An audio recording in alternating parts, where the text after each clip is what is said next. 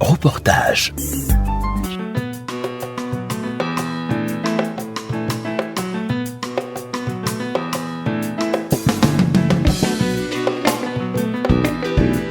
Depuis son indépendance, la Côte d'Ivoire s'est inscrite dans un vaste chantier de modernisation et de construction d'infrastructures pour améliorer les conditions de vie et de déplacement de sa population. Plusieurs travaux ont été initiés pour atteindre cet idéal, notamment les 12 chantiers de l'éléphant d'Afrique, la Côte d'Ivoire émergente et bien d'autres. S'inscrivant dans la maxime qui dit que la route précède le développement, la Côte d'Ivoire a créé la direction du contrôle des grands travaux en 1978, qui changera de dénomination pour devenir Bureau national d'études, techniques et de développement. Le BNET est chargé d'accompagner le gouvernement à travers ses travaux d'études, de conception, de conseil et de contrôle dans la mise en œuvre des grands projets de développement. Plusieurs réalisations à l'effet d'améliorer les conditions de vie et de mobilité des populations ivoiriennes sont à l'actif du BNET. L'on pourrait citer le bitumage de la route Boundiali-Tengrela, la frontière du Mali, la construction de l'autoroute d'Abidjan à Grand Bassam, l'autoroute d'Abidjan-Yamsoukro, la construction du pont Henri Konan Bédié, long de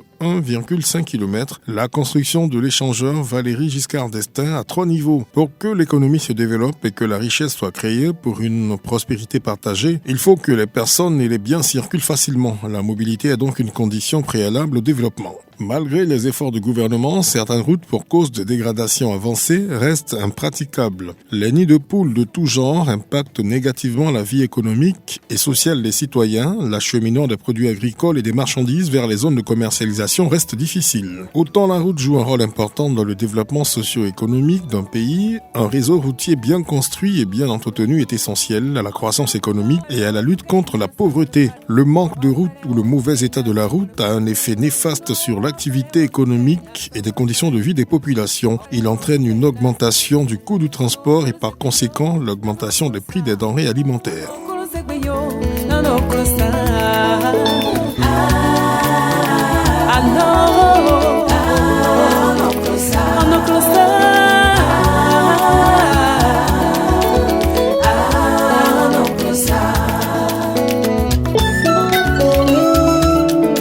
Cependant, la bonne route est bénéfique parce qu'elle favorise l'accès à l'emploi, à l'éducation et aux soins de santé. Une voirie de bonne qualité permet un gain de temps, réduction des embouteillages, coût du transport, la diminution des accidents de circulation et le désenclavement des zones de production agricole. Pour le bien-être de sa population, le gouvernement s'est engagé à la rénovation de la voirie. Cet engagement permettra aux populations d'établir des connexions entre les villages, les quartiers, les communes, les villes et les pays. En somme, la population reste tributaire des routes et si elle désire aller d'un point à un autre. Nous nous sommes rendus à Gonzagueville, un sous-quartier de la commune de Port-Boué, pour constater les difficultés rencontrées par les populations, mais aussi relever la bouffée d'oxygène apportée par le bitumage de certaines voies. Je m'appelle Maman Elo Apla Hélène. Je suis commerçante. Je vends des pantalons. Bon, autrefois, c'était un peu difficile sur cette voie ici parce qu'il y avait la poussière. Et puis, bon, souvent aussi, les voitures, c'était difficile. Quand il pleut aussi, il y a la boue un peu partout. Donc, bon, les voitures n'arrivaient pas à circuler. Ils sont obligés de garer un peu partout là. Bon, il y a des responsables aussi qui ont des voitures. Ils ne veulent pas rentrer à domicile avec leurs voitures. Toujours à Gonzagueville, au quartier de Plateau cette fois, le supplice reste le même. Se déplacer est un vrai parcours du combattant. Yapo Blanchard et Bédi Nicolas sont deux riverains de ce quartier. Il n'y a pas d'école, surtout qu'il n'y a pas d'école primaire ici. Les enfants vont très loin à l'école. Donc quand il pleut, que la route est inondée, personne ne va à l'école. Vous voyez, on n'a pas eau potable ici. Même la lumière qui est là que vous voyez, c'est nous qui avions lutté à ce que CIE vienne planter les choses. Alors donc nous sommes délaissés. Or pourtant c'est un quartier, on peut dire, c'est loti, c'est reconnu par l'État. Vous voyez.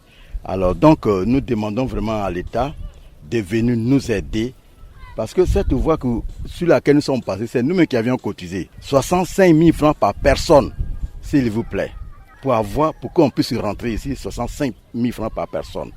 Alors donc nous demandons à l'État, nous sommes déjà essoufflés, qu'il vienne nous aider, franchement, qu'il vienne nous aider. On n'a pas de dispensaire, on n'a pas d'école primaire, on n'a pas le marché. Quand il pleut, les femmes ne peuvent pas aller au marché jusqu'à Adjoufou. Nous sommes dans un quartier loti par l'État de Côte d'Ivoire. On a nos ACD ici, on paye les impôts. Mais le problème qu'on a, on a les problèmes de route. C'est hier, par exemple, qu'on a pu mettre le courant.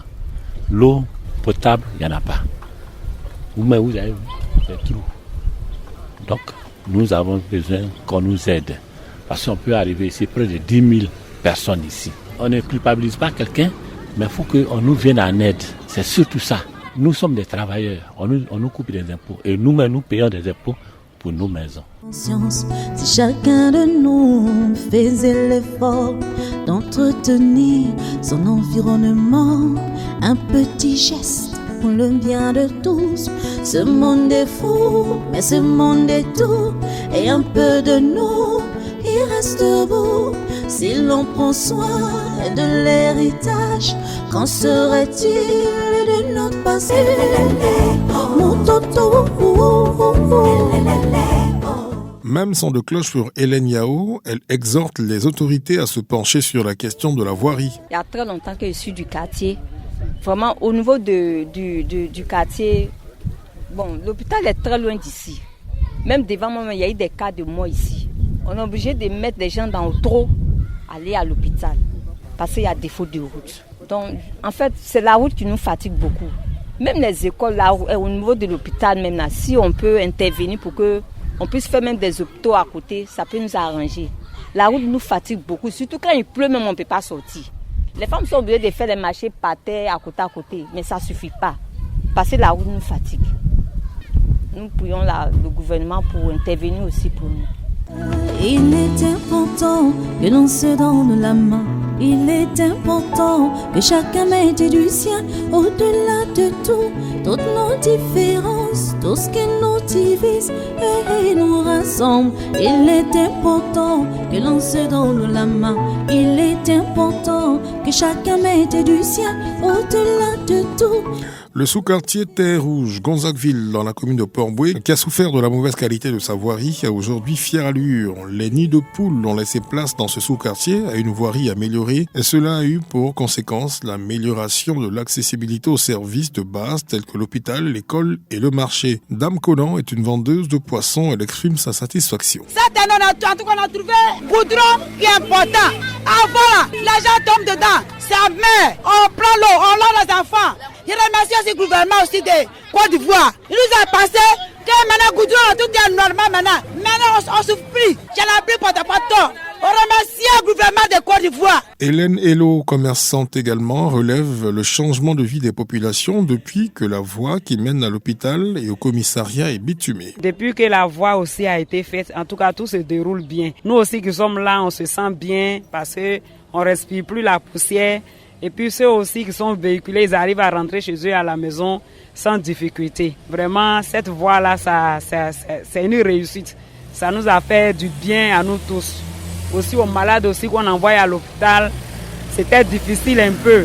Mais par la grâce de Dieu, maintenant, tout se déroule bien. Ambivalence de sentiments partagés entre insatisfaction pour certains qui n'ont pas encore leur voirie améliorée et pour d'autres qui sont hyper satisfaits. L'État de Côte d'Ivoire s'épanche sur la question. Question simplement le processus. Nous espérons que d'ici quelques années, les choses s'amélioreront pour les populations d'Abidjan et du reste de la Côte d'Ivoire. Chacun veut être meilleur sans faire d'erreur. Pourtant c'est en corrigeant ses erreurs qu'on devient meilleur. Quelle que soit ton apparence, soigne ton intérieur. Car ce qui fait un être humain, c'est son intérieur. Quel que soit ton intérieur, soigne ton apparence. Car ce qui fait un être humain, c'est son apparence. Cherche le savoir pour ton futur. Car chacun se...